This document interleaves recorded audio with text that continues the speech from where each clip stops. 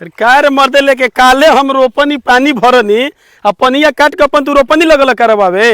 हैं। पटवन हम दी हमार खेत सुखाता आ बिना पटवन के तार पानी भर रहता। ई पहले बोल हम अपन बोरी से पटनी है कि ना पटैला हा तू हमार शाम के तक काल रोपवनी शाम के पानी भर रहे आ जब जाता नहीं घरे तब तू भूर मार देता रह। ये तार काम रह गइल बा। पटनी है पैसा देनी है कि ना बोरेला से पूछबा तू। हम देखनी ना तार कबे में पानी चलल है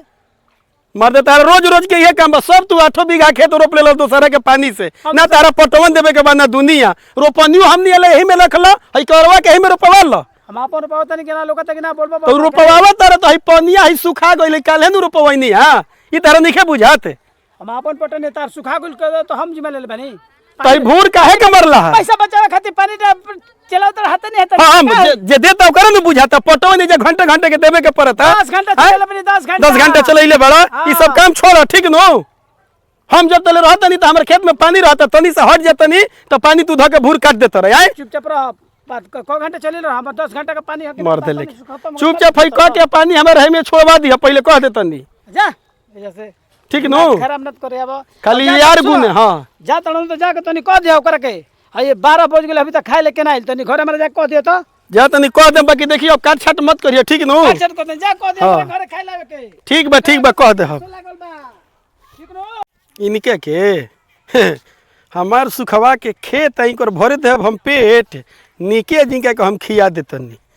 खूब ही खा ली हम भर पेट। हाँ तो इनका के आज हम भोजने करवा देतनी पानी काटत चलत रह हमार नु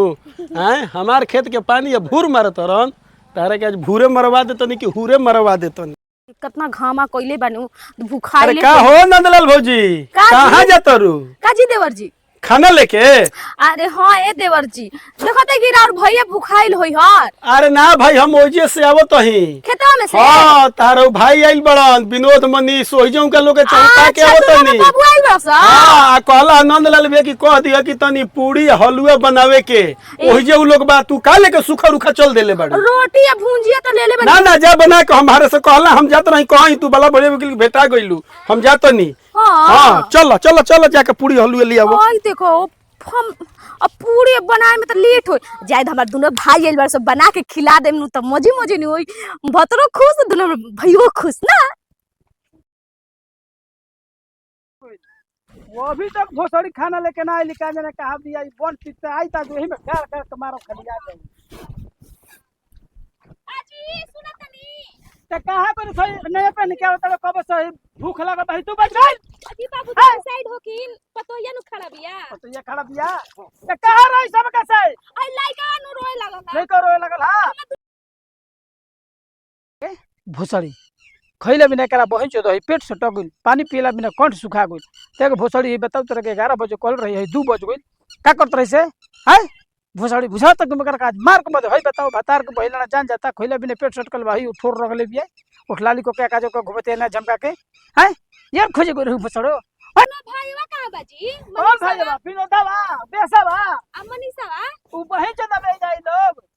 ते पहले बताओ कोई काजर को कोई कहां गो रही ता उठलाली है खोटो खोटो से जब करेगा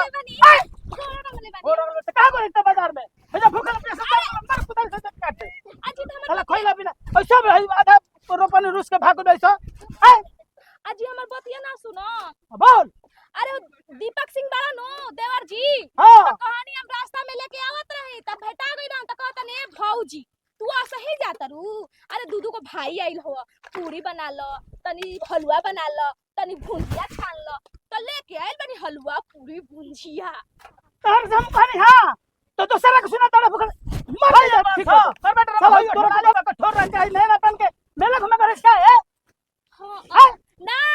देखी काहे लेट हो गइला पूरी बनैनी आ हलवा बनैनी हां फिर से अब ई तरह का कौन बनावे कहल रहा है रावे नु कहले रही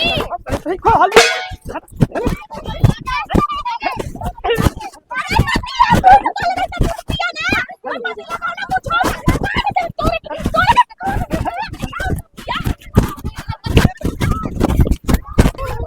भूखल वाला चाबी चबल नहीं आ भोसड़ी के काटे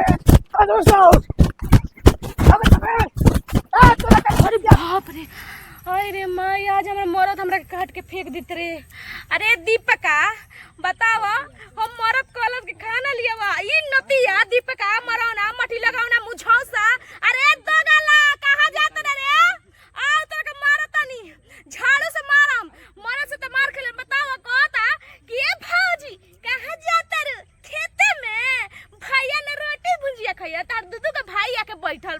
हम सोचे कि हम दोनों भाई आइल बड़ा सन त भुंजिया पूरी का कहला खलुआ बना के ले गई आ मरद उठा त कुदारी मारे खाती लिपि